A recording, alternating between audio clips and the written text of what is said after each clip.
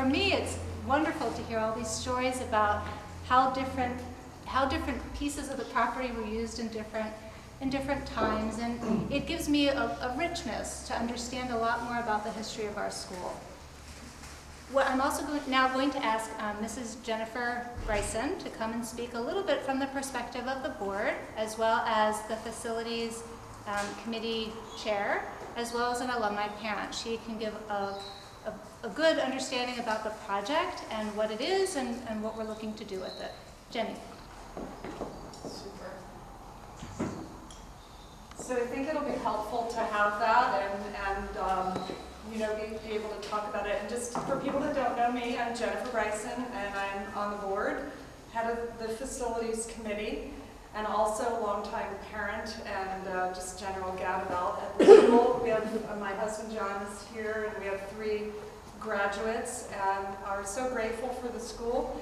We also happen to have an old barn, and so we kind of have a thing about barns. And I've been very interested and passionate about this barn for so long. I think Johnny was one of the fathers that recited it years ago. But I'd like to just give you an overview of our project and what we'd like to do with it, and what are the next steps, and what are we looking for to help us to get that done. The general purpose is to take this space, first of all, to save it. We want to save it because it's just a tremendously beautiful part of our campus.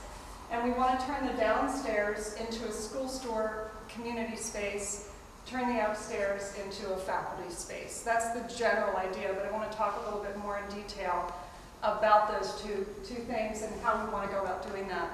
And just to give you a little bit of background on our school property, I mean, I'm sure some people know this in general, but the school dates to about 1830, the house and a lot of the original barns are from about 1830. That was the time in this area that a lot of farms came into the area. First, it was more the Dutch that settled this area historically. And most of the buildings are about the same vintage. The house was probably there first, could have been the barn. It was actually pretty common that they would build a barn first. And to put this building in perspective with some of the other buildings, you do have the Golden House, the original farmstead. To the left of that is a very large, beautiful threshing barn. The threshing barn was where they separated the wheat from the chaff. Absolutely gorgeous barn, and the crown jewel, and come back in 10 years or 5 years, we're going to have a fundraiser for that. We also had our tractor barn, which is now a classroom. That would have been, again, a place where they just stored mechanics and things like that. This barn, the reason it's at the edge of the road there was probably it originally started out as a wagon house. And then I have no idea about the mechanical past of that. I love it. And if you go upstairs, you can see some, first of all, be careful on the stairs.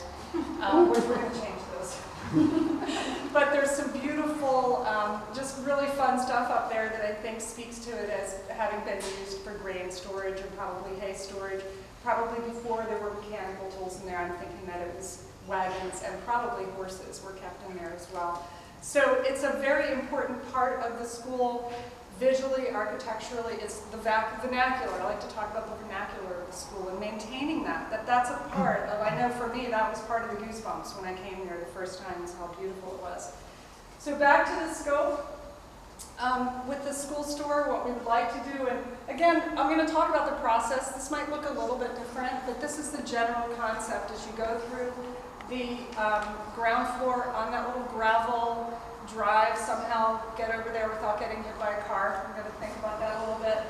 But the ground floor ends up being our school store, so we envision display cases and a small kitchenette or something like that on the ground floor, and furniture that can one day be kind of a bunch of people just sitting in a Hamburg circle, could be a bigger school store or an event at a holiday. So we want to think about the whole space being infinitely usable for lots of different functions and ideas. But in general, it's an open space. If you look at the building now on that first floor, there's a wall that goes right down the middle with some beautiful old beams that we'll hope to recycle. But we plan to take that wall out so that we can have one big space. And then to get to the second floor, right now the current plan is you can do that one of two ways. Either you can go around the back, and there'll be a door where you can, so a faculty person could just kind of miss the whole school store thing and go right up and do what they need to do. Or also go through the school store and be able to go up the stairs that way. And what's nice for that is if someone is upstairs working, they can come downstairs and hopefully grab a cup of coffee, or there's going to be a powder room downstairs if we can raise enough money. Upstairs, again, big open space, infinitely modular furniture, so one minute you can have a faculty meeting and the next minute you can have people just sitting at desks kind of doing their own thing. There'll be some storage up there, be a couple of work desks, probably lots of supplies for people to be able to do things, but the idea is it's just a very functional space for our faculty to do private, individual work and meeting work. The budget, this is not a particularly scientific number. I kind of threw the dartboard at the board, and it says 60 to 100 grand. And I think that's a really actually pretty good number right now.